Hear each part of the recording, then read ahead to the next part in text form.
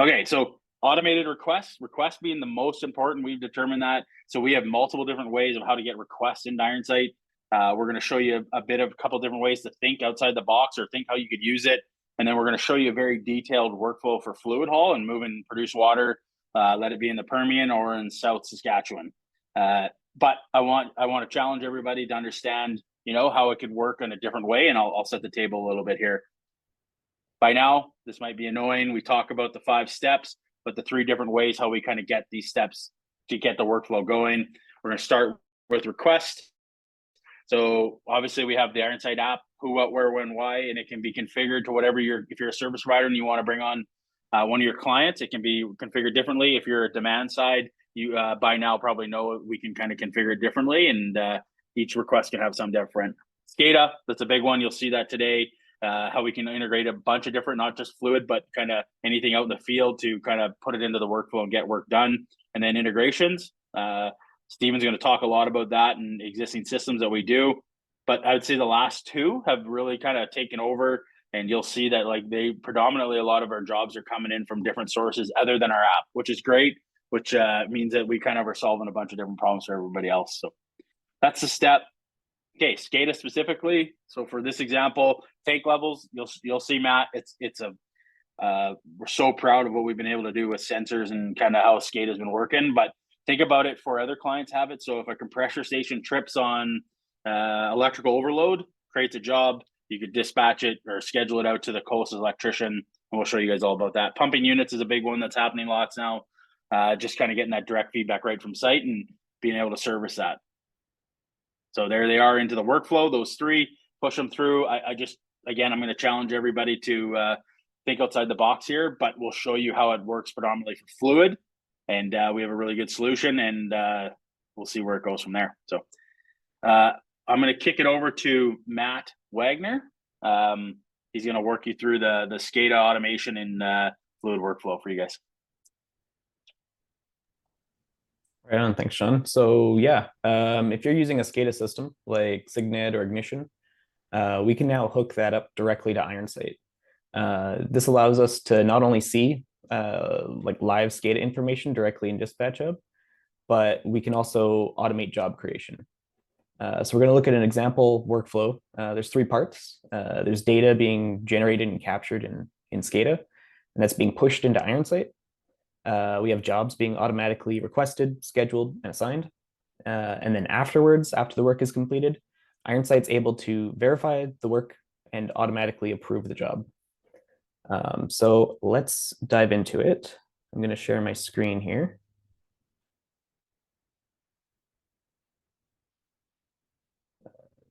Desktop. There we go. Cool. So here I'm in the IronSight admin portal. I have a generic oil co. That's my company. So if we click on my organization, we have a new sensors tab. And if you go and check out all the sensors, you're going to see we have a whole lot of data coming in. So getting your sensor information from SCADA to IronSight is super easy. We'll just give you credentials and an endpoint and tell you where to plug those things in, where to hook it up. As soon as you do that, all this data is just going to start coming into IronSight. So we can see I have a whole list of sensors here. And you can see we have live sensor levels. So these are tank level readings.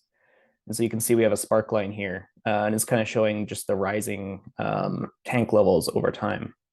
So we have real data coming in, and now we just need to make it available in Dispatch Hub. So the way we do that is we just have to associate a sensor with a location. So I'm just going to pick one here. I'm going to pick device number 7.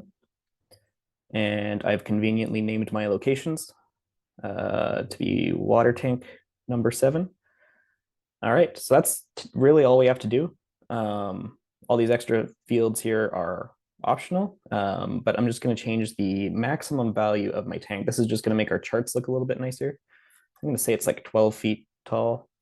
And then we have a conversion factor. And so this is used to convert the fluid height in feet into volume in barrels. So this is going to come in handy later when we want to create a job for a certain number of barrels of fluid. So I'll hit save. And that's all there is to it. If we jump now over to Dispatch Hub on the map, if we find, which one was that, tank number 7, we see there's a new sensors tab here. So if we click on that, you're going to start to see we have a chart. And this is the SCADA data that's coming in to IronSight. We can see the actual tank level as it's rising over time. You can kind of see there's a bit of a time range here. It's looking back all the way to June 6th and kind of looking forward to June 15th, the end of the week. We can also zoom this out a little bit if we want to get a broader picture of what's going on, kind of the trends within this tank, see how quickly it's filling up. We can change that to 30 days and kind of see how it has changed over time. So that's super, super useful. We can also see kind of the exact reading level and the estimated volume. So that's going to be super helpful for creating jobs, but this is going to be even more useful once we start automatically creating jobs using this data. So we're going to do that. We're going to jump back over to the admin portal, find sensor number 7. And this time we're going to create a trigger. So a trigger is a kind of a combination of a threshold and a job. So the threshold is what criteria do we want to be met in order to create the job? So in this case, we're dealing with tank levels, and we're dealing with volume in barrels. So what this is saying is I want 150 barrels. When we've detected that, we're going to create a job. And when we're looking for those 150 barrels, we're going to be looking 7 days into the future to see when we're going to reach that point. So of course, all this is customizable, but I'm just going to leave it as the default for now. And then so now we come to the job request details. So I'm just going to put in my hub. And then you're going to see we have a whole bunch of fields here to fill out. A lot of these are going to feel very familiar. They're from a typical IronSight job. So this is effectively going to become like a template for what kind of job we want to create. So I expect this job to take about an hour, 150 barrels. We can associate tags with this job. So it's going to by default tag it with the sensor that created the job, but I can add my own as well. I'm going to add automation here. We can specify the division that owns the job. So I'm going to pick my North division. Can set up some cost centers for billing. The activity that we want to be done is we want somebody to haul fluid. I'll set myself up here as the customer. That way I get all the notifications for it. Now the inventory type we're dealing with is going to be fluid water. Pickup location. We already established that was tank number 7. And I can specify where we want them to haul this fluid to. So I'm going to pick disposal here. And then kind of last but not least, we have the ability to specify what service provider we want to handle this. So this is going to be really useful if you have like maybe a preferred vendor that handles a specific region. I'm just going to go ahead and pick Matt's Trucking Co.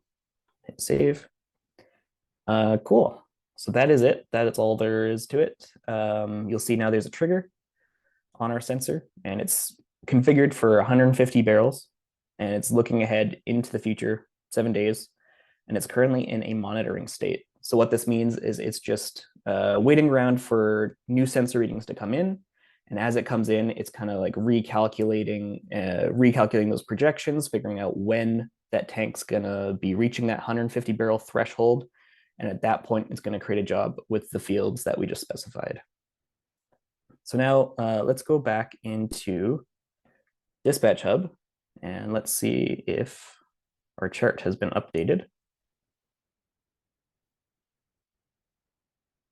All right, so if we jump back over to the sensors tab, we can see that our chart looks a little bit different. I'm just going to zoom it in case anyone can't see it on the screen share here. So we have that dark purple region. That was our actual sensor readings over time. You can see we have this red line for today. And then we see this light purple region kind of showing us what our projection is and at what point we're going to reach that threshold of 150 barrels. And right at that mark, we see a blue line indicating where our job is being created. So we see it's already created a job for us, job 255273. And as you may have seen, if we switch over to the jobs tab, there is a new requested job showing up at this location. And if we look at the details there, we can see all those details that I've specified in the admin portal. So I'm the customer there. It's a fluid hauling job, hauling 150 barrels. There's our drop-off location. There's our cost centers, our tags. All the information that we specified is here. This is just a regular, ordinary IronSight job. The biggest difference is that it was actually created by our prediction service. And so this is going to be monitoring those the rising tank levels. And as the flow rate changes over time, it's actually going to be like rescheduling the job, either moving it forward or backward. So we hit that expected threshold value.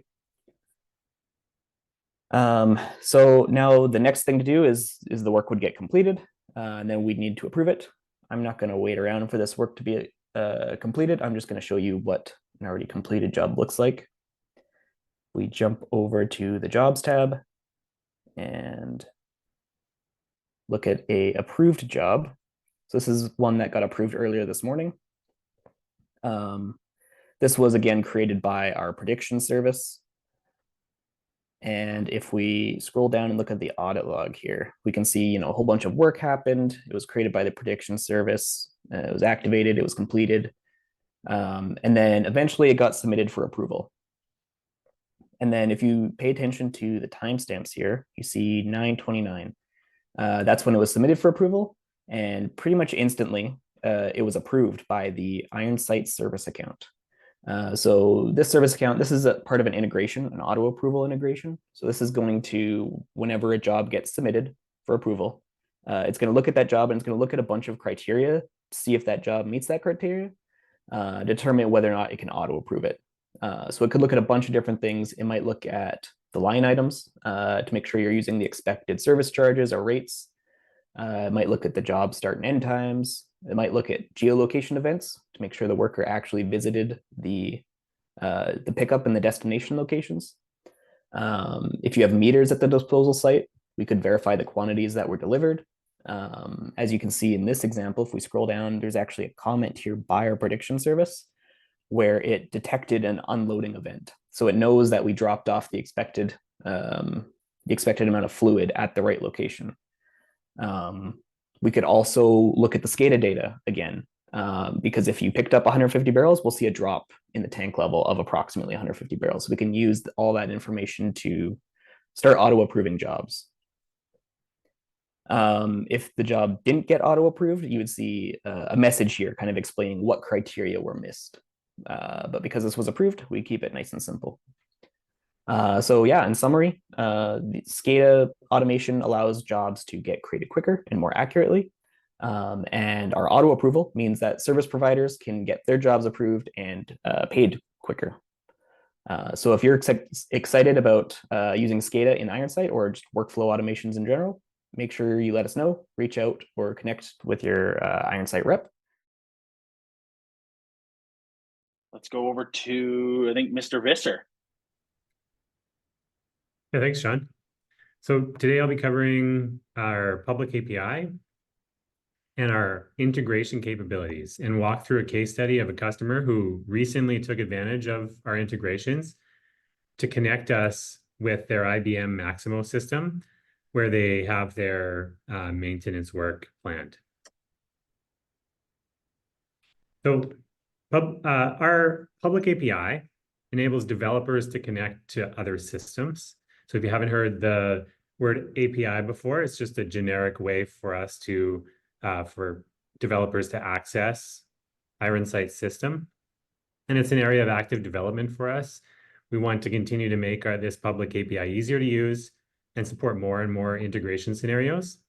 You can see I took I clicked on our web page here, and you can join along by going to ironsight.app/integrations, and it shows just a bunch of different integration scenarios that might be interesting for your company.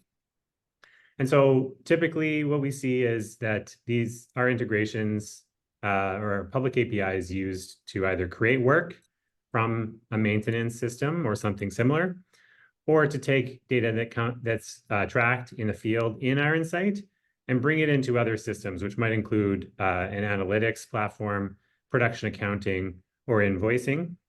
So for more information, you can take a look at our website. But for today, I'm going to focus on the maintenance problem in a little bit more detail.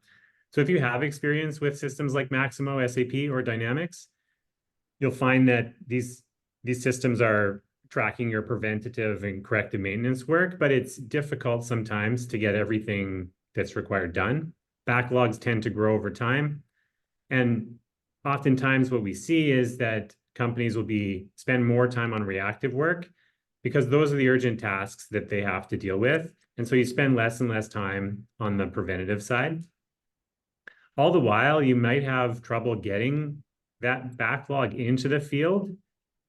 Your field workers may have capacity, and you may have suppliers that are ready to work, but you're struggling to get that work out there.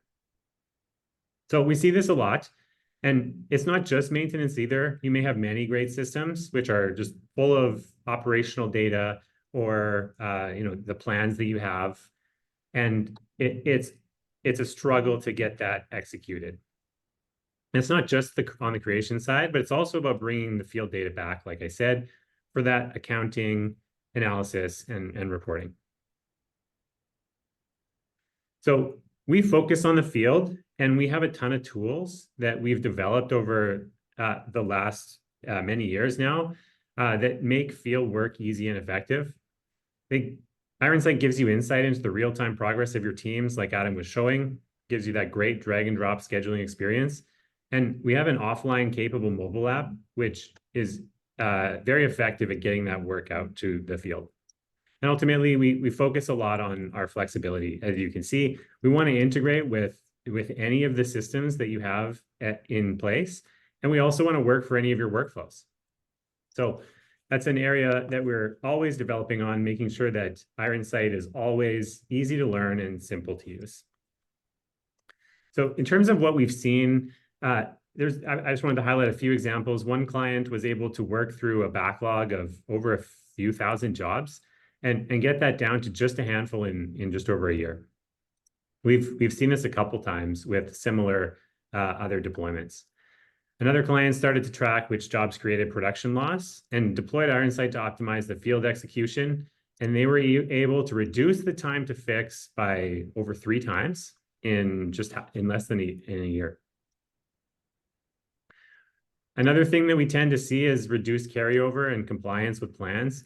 So this is a chart just showing work over a few months. And in this case, they've dramatically reduced the number of late jobs by a half. Next, through the various tools that we've developed, we make teams faster. And there's less data entry, eliminating paper. There's better communication between the field and office. You can see more information real time, whether that's the location of resources and also the progress of tasks in order to make faster and more effective decisions. So let's get a little bit deeper on Maximo. So for a recent customer, they were keen to adopt IronSight to take work out into the field, but didn't want to change their planning process. So work orders get created as they always have.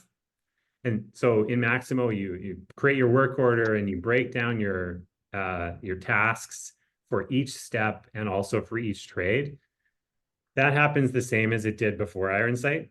And the same thing with the approval process. It still all happens the same.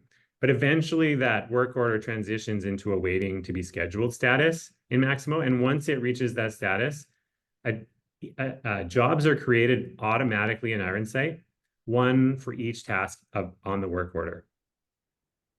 And if we take a look at what that looks like in IronSight, we can see all of the important information is available and that the field doesn't need access to Maximo.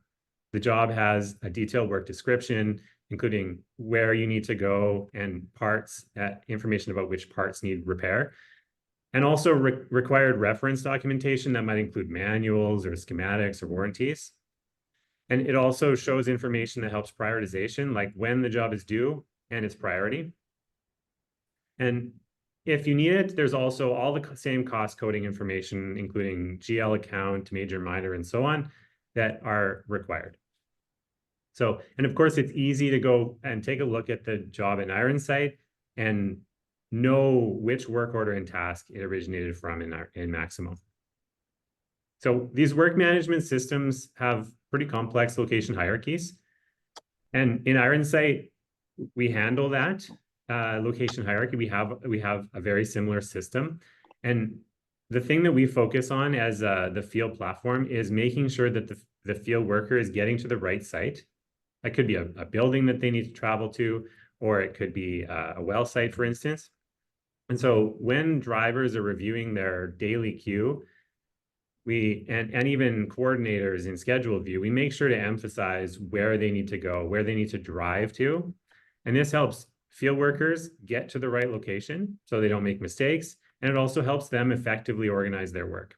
So once you're at the right site, of course, we do have that asset level detail to make sure that the location and parts are clearly identified in order to make sure the work happens as specified.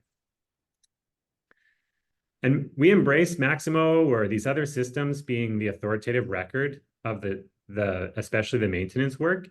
So anytime that changes, these work orders or tasks change in Maximo, we make sure that new attachments make their way into IronSight, cost codes are updated, any of the details are updated. And so IronSight always remains in sync, even making these jobs available to the driver when they're offline. And of course, we all know what happens in the real world. Work gets interrupted. Repairs may turn out to be more difficult or require additional material.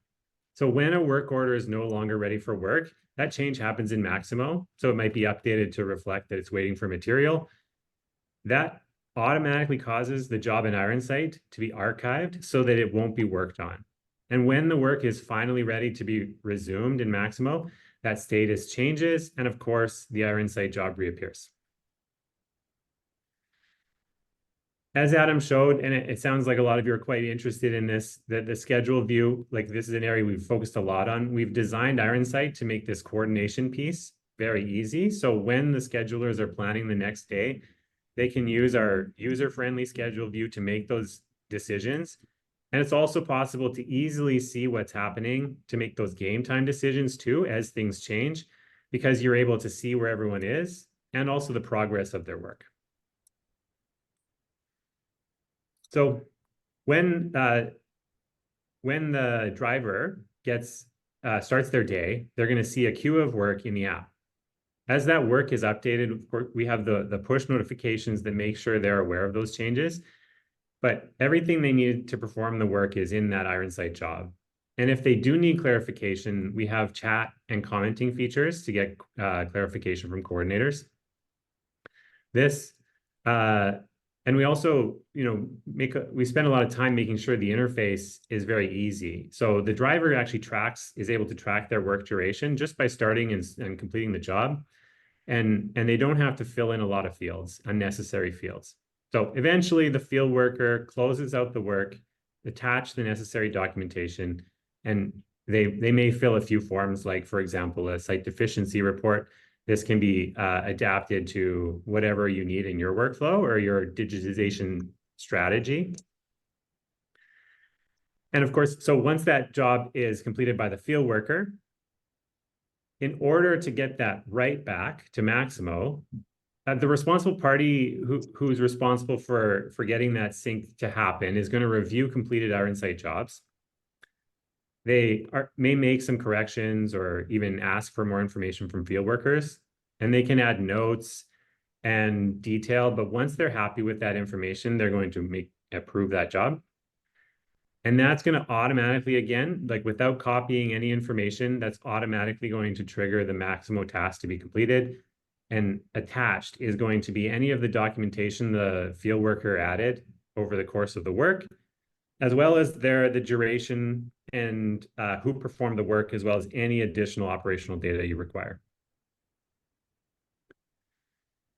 So the workflow I just touched on, that's kind of the picture, the standard picture that we have for maintenance type systems. And that was for Maximo, but it's very similar for other systems as well. For example, for SAP. And some clients but I want to point out that some clients prefer IronSight to be used for capturing service requests from the field if there's certain corrective work that needs to happen. And in this case, we handle this too, right? Requesters can create jobs using our mobile app, and we would make sure that the new work that's collected in IronSight is also reported in SAP or another system, just to make sure that that system remains the source of truth. And the rest of the prioritization and scheduling process that I just reviewed would remain the same. And of course, it's not just work management. IronSight can simplify the data flow to production accounting, invoicing, and analytics platforms in conjunction with systems where that work originates, like Maximo. And this is especially important if you assign work to suppliers, right?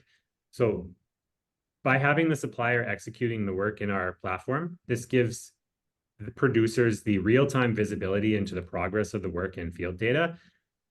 But also it helps funnel the data, that operational data that we talked about, to the right system according to your workflow. So integrating with Open Invoice, I think this question came up earlier. We're able to integrate with these common systems, whether it's Open Invoice, Ariba, Prodman, ProdView, and so on. And you're able to improve the quality of the data, get it faster, and avoid that manual entry. And we know that there's a lot of alternative apps out there. If you're on Maximo, there are some field level applications that exist. What we've found, though, is that the results of using these mobile apps for these work management systems, that it forces field workers to have many different apps on their phones, especially on the supply side if you have many clients, of course. So by using IronSight, by adopting IronSight, it allows us to unify the work coming from many different sources and becoming that one app that you need to get work done in the field. So by integrating with IronSight, you can significantly reduce that non-productive time by eliminating the manual data entry. And IronSight enhances your existing systems. We don't, we're happy to embrace the other systems that you have in place and those that you've invested lots of time and effort into.